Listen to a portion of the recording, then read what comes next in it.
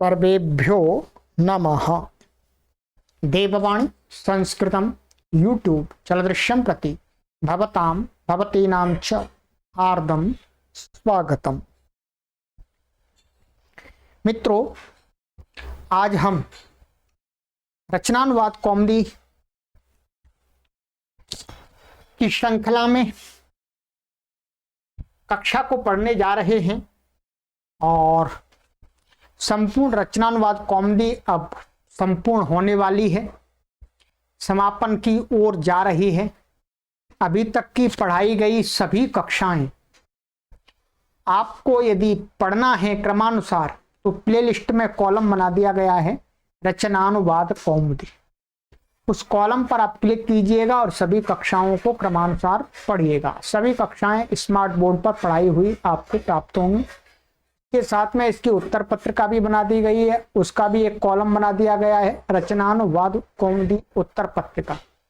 वहां पर आप अपने गृह कार्य को मिलान कर सकते हैं।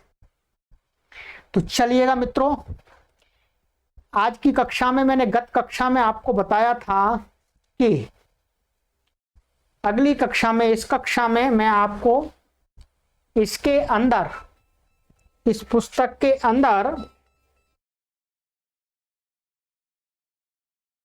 इस पुस्तक के अंदर धातुएं दी हैं। वो धातुएं जिनको हमने 60 अभ्यासों के अंदर पढ़ा है, और उसके अतिरिक्त भी कुछ धातुएं जो ये मानिएगा, ये धातु जो दे रहे हैं यहाँ पर टेबल इस पुस्तक में लगभग 400 के करीब धातुएं हैं। इन धातुओं को यदि आपने इनका अर्थ समझ जान लिया कि इस धातु का ये अर्थ है, फिर आप संपूर्ण संस्कृत साहित्य को आराम से पढ़ सकते हैं। इतना महत्वपूर्ण ये टेबल है धातुओं का। ठीक है, तो मैं जितनी भी वीडियो बनेंगी इसकी सबकी धातुओं की वीडियो बनाऊंगा, क्योंकि कभी किसी के पास पुस्तक नहीं होती है तो उनके लिए ये वीडियो सहयोग करेगी, और जिनके पास पुस्तक है उनको पुस्तक में देख करके समझने में सहायता मिलेगी। तो आइएगा, इनके अनुसार ही हम सब कुछ देखेंगे। ये दिया है यहाँ पर संक्षिप्त धातु कोश, अर्थात इस पुस्तक में आवश्यक निर्देश क्या है इसमें देख लीजिएगा आप। ये लिखा हुआ है नंबर 1, इस पुस्तक में जिन धातुओं का प्रयोग हुआ है उनके प्रारंभिक रूप यहाँ पर दिए गए हैं। ठीक है, प्रचलित लट आदि 5 लकारों के रूप दिए। यहाँ पर जो टेबल बनाया है धातुओं का क्रमानुसार आकार आदि क्रम से, तो केवल 5 लकारों के ही एक एक रूप दिए हैं। जो धातु जिस गण की है उस धातु के रूप उस गण की धातु के तुल्य ही चलेंगे। अर्थात गण आपको पढ़ा दिए हैं हमने, वादी गण है, अदादि गण है, रुधादि गण है, क्रियादि गण है, चुरादि गण है, ये सारे पढ़ाए थे। धातु रूप संग्रह में उनके संक्षिप्त रूपों का निर्देश किया जा चुका है। जो उभयपदी धातुएं परस्मयी पदी पद में ही अधिक प्रचलित हैं उनके परस्मयी पद के ही रूप दिए हैं। अर्थात उभयपदी हैं परंतु उनका आत्मनेपद का उतना प्रयोग नहीं देखा जाता है, परस्मयी पद का देखा जाता है, तो परस्मयी पद के रूप देती है, आत्मनेपद के नहीं दिए हैं। नंबर 2, प्रत्येक धातु के रूप इस क्रम से दिए हैं। पहले लट, लोट, लंग, विधिलिंग, लृट।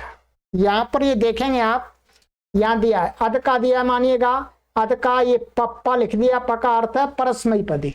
ठीक है, और नंबर 2 लिखा है। नंबर 2 का मतलब है ये दूसरा गण। संख्या में हमने पढ़ा है कि दूसरा गण कौन सा है, अदादि गण है, तो ये संख्या आप वहां देखेंगे। और यहां पर भी इन्होंने दिया है अदादि गण और परस्मयी पदी है, खाना इसका अर्थ है। अब देख, लट का ये, लोट का, लंग का, विधिलिंग का और लृट का। और ये जो एक रूप दिया है ये कर्मवाच्य का दिया है या भाववाच्य में देते हैं। ठीक है, सकर्मक का कर्मवाच्य का, अकर्मक का भाववाच्य का। आइएगा, अंत में कर्मवाच्य भाववाच्य का प्रथम पुरुष एक वचन का रूप दिया है। ये सबका प्रथम पुरुष का एक वचन का ही रूप है। आइएगा।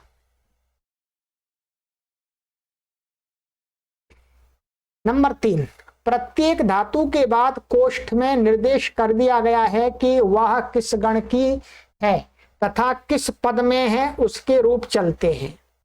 ये आपको यहां दिखाया गया है। मैंने बताया ये प माने परस्मयी पद, आ माने आत्मनेपद पद, ठीक है। और ये 2 गण की संख्या है जो आगे यहां पर ये बताएंगे अभी अपने टेबल में। अंत में कोष्ठ में संख्याएं दी हैं, वे इस बात का निर्देश करती हैं कि उस धातु का उस अभ्यास में प्रयोग हुआ है। सभी धातुएं आकारादि क्रम से दी गई हैं और यहां पर इसके अंत में यहां ये संख्या दी है। ये संख्या है 23, तो मतलब है इसका 23वें अभ्यास में इसका प्रयोग किया गया है। 23वें अभ्यास में हमने इसको पढ़ा था। जैसे अय धातु है, इसको हमने 18वें अभ्यास में पढ़ा है। अर्च धातु है, अर्च को हमने 14वें अभ्यास में पढ़ा है इसी पुस्तक के। तो ये अभ्यासों की संख्या है, ठीक है। अब देखिएगा आगे नंबर 4, और ये सभी धातु आकारादि क्रम से दिए। पहले आ ई उ अल्फाबेटली दिए, ठीक है। संक्षेप के लिए निम्नलिखित संकेतों का प्रयोग किया गया है। जैसे प का प और बिंदी लगा दी, प का अर्थ है परस्मयी पद, आ बिंदी का अर्थ है आत्मनेपदी, ठीक है। अच्छा, परस्मयी पदी है, ठीक है। उ का अर्थ है उभयपदी। नंबर 1 का अर्थ माना जाएगा भ्वादिगण, 2 का अदादिगण, 3 का जोहोत्यादिगण, 4 का दिवादिगण, 5 का स्वादिगण, 6 का तुदादिगण, 7 का रुधादिगण, 8 का तनादिगण और 9 का त्रियादिगण, 10 का चुरादिगण और 11 का तण्वादिगण। ये संख्या आपको समझ लेनी है जो मैंने बताई थी। यहाँ पर जैसे नंबर 2 लिख दिया, नंबर 2 में यहाँ पर क्या लिखा गया है, नंबर 2 में लिखा गया अदादिगण, तो अदादिगण की धातु है, ठीक है। चलिए नंबर 5, धातु के साथ उपसर्ग हो तो लंग में शुद्ध धातु से पहले आ या आ लगावे, उपसर्ग से पूर्व नहीं। देखो नियम 96, ये हमने पहले ही पढ़ा दिया है। यहाँ पर प्राय करके जो धातुएं दी हैं वो कैसी दी हैं, बिना उपसर्ग के दी हैं, पर कहीं पर उपसर्ग पूर्वक ही प्रयोग किया जाता है तो उपसर्ग भी दे दिया है। तो वहां लंग लकार में इन्होंने निर्देश बता दिया कि हमने आपको नियम 96 में पढ़ा दी थी ये बात, ठीक है, कि जो लंग लकार में अट या आट का आ लगता है वो धातु से पहले लगता है और उपसर्ग के बाद लगता है, ठीक है। फिर संधि वाले कार्य हो जाते हैं। ये इसका संक्षिप्त जो आगे बताने जा रहे हैं इसकी जानकारी इन्होंने दी है, ठीक है। अब हम धातुओं को पढ़ेंगे, इन संख्या को नहीं पढ़ेंगे, ये आप देखते जाइएगा अपने आप। ये संख्या भी नहीं पढ़ेंगे, ये पढ़ते चले जाएंगे, ठीक है, और इनका अर्थ भी पढ़ते चले जाएंगे, ठीक है। चलिए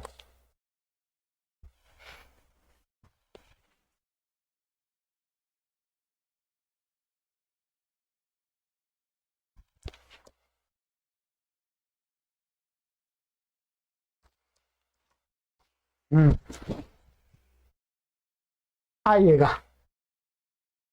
अब धातु है, परस्मयी पदी है, खाना इसका अर्थ है।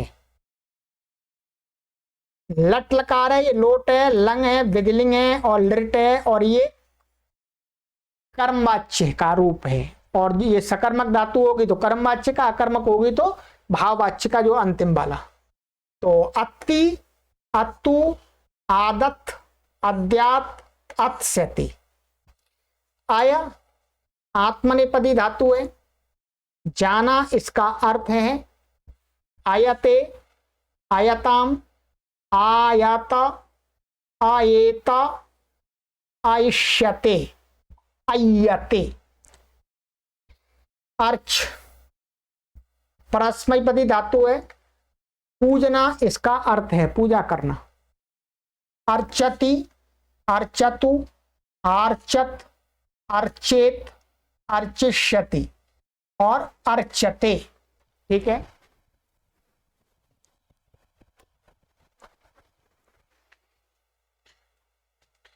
और अश धातु है, अश का ये परस्मय पदी है, खाना इसका अर्थ है अश्नाति, अश्नातु, आश्नात, अश्नीयात, अशिष्यति और अश्यते।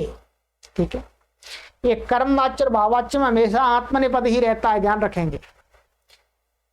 अस धातु परस्मय पदी है, होना इसका अर्थ है अस्ति, अस्तु, आसीत, स्यात्, भविष्यति, भूयते। अस धातु है, अस अर्थात असु है तो परस्मय पदी है, फेंकना इसका अर्थ है। अस्यति, अस्यतु, आस्यत, अस्येत, अशिष्यति, अस्यते। ठीक है, असूय धातु है, परस्मयी पदी है, द्रोह करना इसका अर्थ है, असूया करना, दोष निकालना। असूयति, असूयतु, आसूयत, असूयेत, असूयिष्यति, असूयते। ठीक है, आप धातु है, परस्मयी पदी है, पाना इसका अर्थ है प्राप्त करना। आपनोति, आपनोतु, आपनोत, आपनुयात, आप्स्यति, आप्यते। ठीक है, चलिए अकारादि क्रम से चल रहे हैं, पहले अकीति पर आ गया।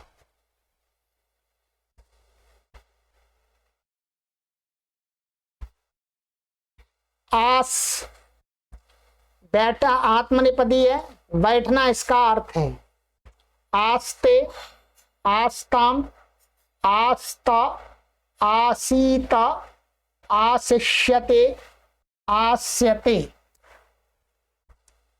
ई इसका उपसर्ग पूर्वक प्रयोग होता है, अधीप उपसर्ग पूर्वक ई धातु है और ये आत्मनेपदी है, इसका अर्थ होता है पढ़ना। अधीते, अधीताम, अध्ययिता, अधीयिता, अध्येष्यते, अधीयते। ई इसका ये परस्मय पदी है, ये बिना उपसर्ग के प्रयोग हो रही है यहां पर। जाना इसका अर्थ है, तो एति, एतु, आइत, इयात, एष्यति, ईयते। ठीक है, इश धातु है, परस्मय पदी है, चाहना इसका अर्थ है इच्छति, इच्छतु, ऐच्छत, इच्छेत, एशिष्यति, इष्यते।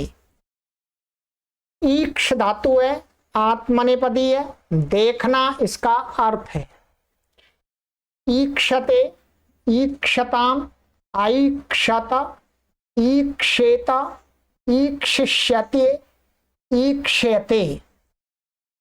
ईर धातु है, उभयपदी है, उभयपदी है अर्थात आत्मनेपद में भी इसका रूप चलता है, परस्मय पद में भी चलता है, परंतु कहा जो उभयपदी धातु हैं उनका प्राय करके परस्मय पद का रूप दिया है, तो परस्मय पद का दिया है। प्रेरणा करना इसका अर्थ होता है ईरयति, ईरयतु, ऐरयत, ईरयेत, ईरयिष्यति, ईर्यते। ईर्ष्य धातु है, ईर्ष्या करने अर्थ में, परस्मय पदी है, ईर्ष्यति, ईर्ष्यतु, ऐर्ष्यत, ईर्ष्येत, ईर्ष्यति, ईर्ष्यति और ईर्ष्यते, ये इसका रूप बनेगा। चलिएगा आकार आदि क्रम से चल रहे हैं, अब ई आ गया है। ईह धातु है, आत्मनेपदी है, इसका अर्थ है चाहना। ईहते, ईहताम, ऐहाता, ईहेता, ईहिष्यते, ईह्यते, कथ धातु है, उभयपदी है, ये चुरादिगण की है, कहना इसका अर्थ है। तो इसका दोनों लकार में रूप दिखा दिया इन्होंने। परस्मैपद पद का ये है, आत्मनेपद का नीचे है। परस्मैपद पद में है कथयति, कथयतु, अकथयत, कथयेत, कथयिष्यति। आत्मनेपद में कथयते, कथयताम, अकथयत, कथयेत, कथयिष्यते, कथ्यते।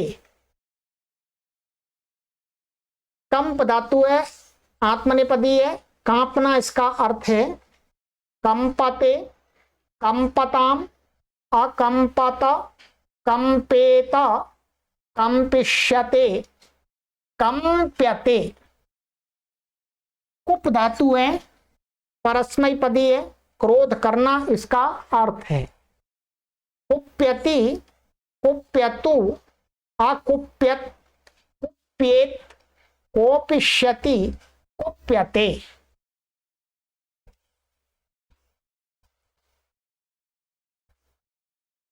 कूर्द धातु है,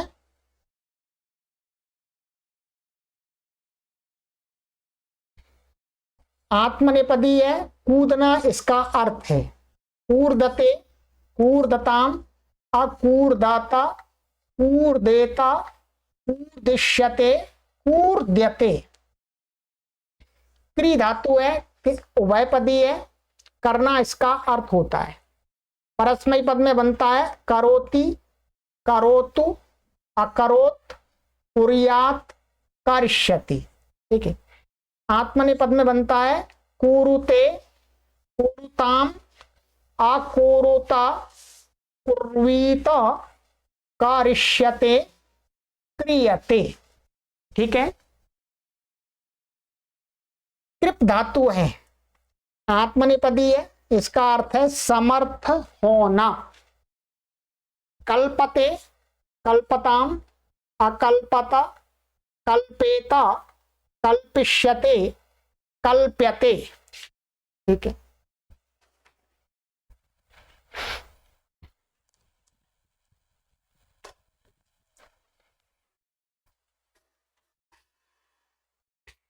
कृष धातु है, परस्मैपदी है, खींचना इसका अर्थ है। खींचना में ले जाना।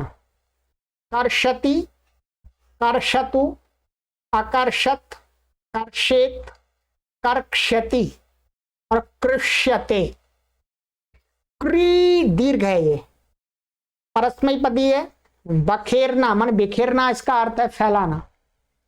केरति, केरतु, आकेरत, किरेत, कारिष्यति, कीर्यते। क्रीत धातु है, इसका उभयपदी है, इसका अर्थ है नाम लेना, किसी का नाम लेना, जप आदि करना।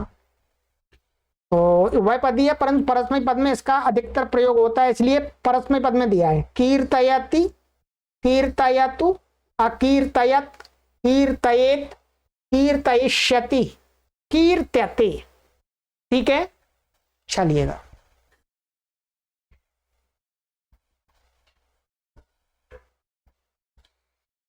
आगे। क्रंद धातु परस्मैपदी है, रोना इसका अर्थ है। क्रंदति, क्रंदतु, अक्रंदत, क्रंदेत, क्रंदिष्यति, क्रंद्यते। क्रम धातु है, परस्मैपदी है, चलना इसका अर्थ है। क्रामति, क्रामतु, अक्रामत, क्रामेत, क्रमिष्यति, क्रम्यते। क्री धातु है, क्री उभयपदी है, खरीदना इसका अर्थ है। खरीदना, कोई चीज खरीदना। तो परस्मै पद में है क्रीणाति, क्रीणातु, अक्रीणात, क्रीणीयात, क्रेष्यति। आत्मनेपद में है क्रीणीते, क्रीणीताम, अक्रीणीता, क्रीणीता, क्रेष्यते, क्रियते। क्रीड धातु है, परस्मय पदी है, खेलना इसका अर्थ है। क्रीडाति, क्रीडातु, अक्रीडत, क्रीडेत, क्रीडिष्यति, क्रीड्यते। क्रुद्ध धातु है, क्रुद्ध परस्मय पदी है, क्रुद्ध होना, क्रोधित होना इसका अर्थ है। क्रुध्यति, क्रुध्यतु, अक्रुध्यत, क्रुध्येत, क्रोत्स्यति, क्रुध्यते। ठीक है, चलिए।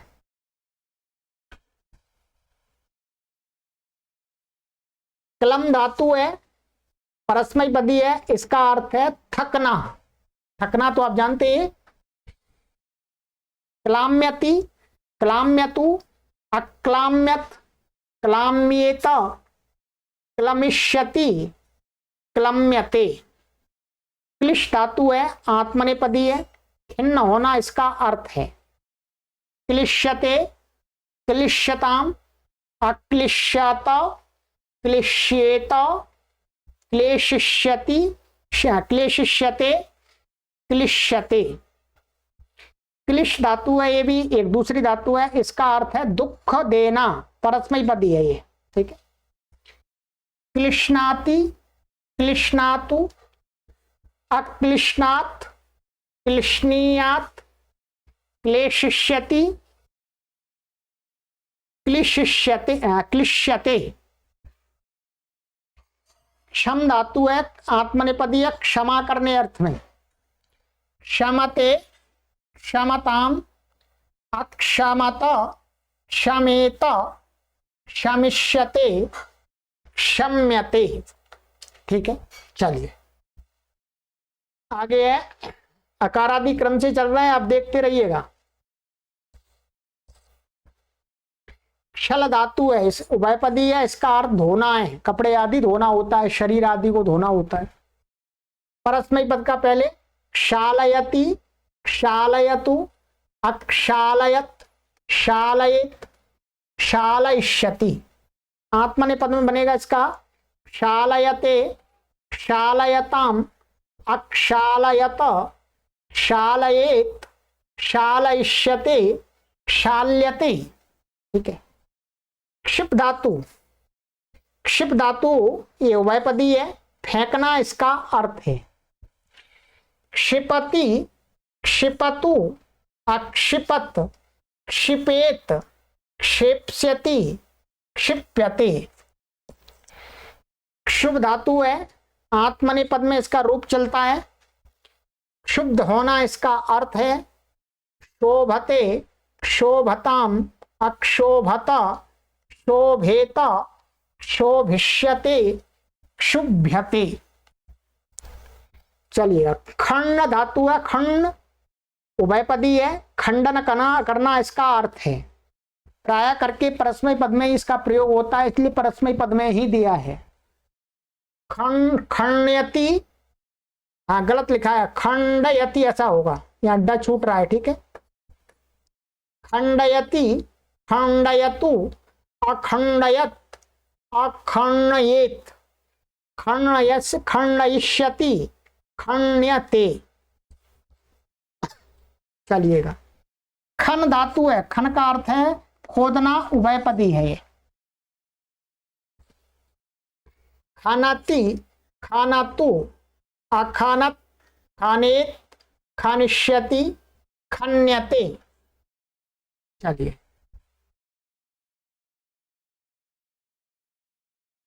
खाद धातु है, खाना अर्थ है, परस्मय पदी है।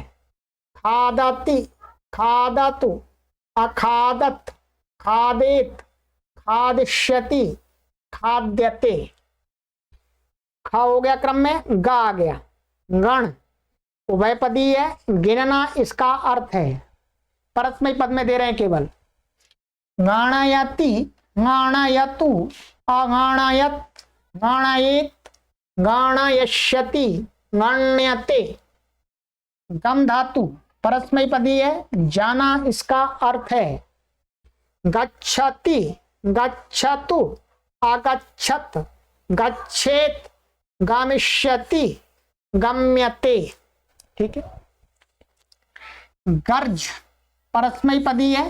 गर्जना, इसका अर्थ है गर्जती, गर्जतु, अगर्जत, गर्जेत, गर्जिष्यति, गर्जते। गर्ह धातु उभयपदी, निंदा करना, इसका अर्थ है गर्हयति, गर्हयतु, अगर्हयत, गर्हयेत, गर्हिष्यति, गर्ह्यते। गवेश, गवेश धातु है, इसका अर्थ है खोजना। गवेशयति, गवेशयतु, अगवेशयत, गवेशयेत, गवेशयिष्यति, गवेष्यते। चलिएगा, गाह आत्मनेपदी धातु है, ये घोषणा, इसका अर्थ है गाहते, गाहताम, अगाहत, गाहेत, गाहिष्यते, गाह्यते।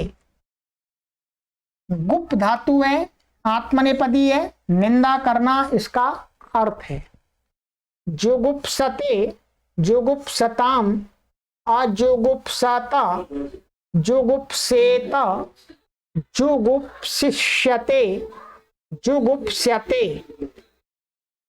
ग्री धातु है, परस्मैपदी है, निगलना, इसका अर्थ है किसी चीज को निगलना, खाने वाली चीज को निगलना। गिरती, गिरतु, अगिरत, गिरेत, गारिष्यति, गीर्यते। तो यहां गलत लिख गया है, गीर्यते होगा, ठीक है, गीर्यति नहीं होगा, गीर्यते। जो का आत्मनेपद होता है कर्म है, कर्मवाच्य में और भाववाच्य में, तो गीर्यते। गई धातु है, परस्मैपदी है, गाना, इसका अर्थ है गायति, गायतु, अगायत, गायेत, गास्यति, गीयते। ठीक है, चलिए, ग्रस धातु है, आत्मनेपदी है, खाना, इसका अर्थ है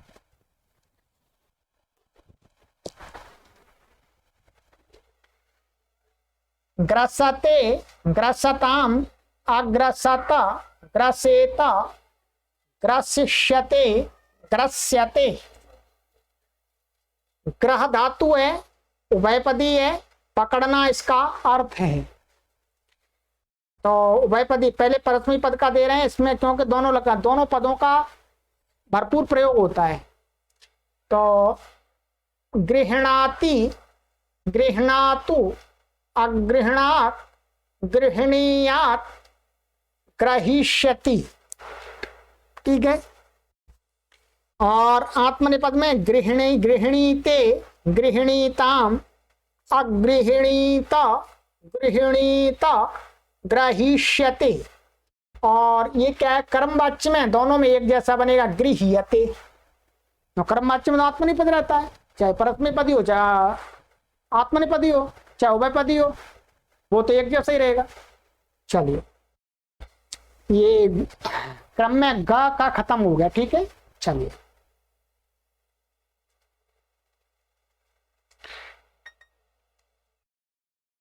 घट धातु है, घट का अर्थ है लगना, किसी कार्य आदि में लगना। तो आत्मनेपदी है, लगना अर्थ है घटते, घटताम, अघटत, घटेत, घटिष्यते और घट्यते। घोष धातु है, उभयपदी है, घोषित करना, इसका अर्थ है घोषणा करना। तो यहाँ केवल परस्मै पद का दे रहे हैं, घोषयति, घोषयतु, अघोषयत, घोषयेत, घोषयिष्यति और घोष्यते। घ्रा धातु है, घ्रा,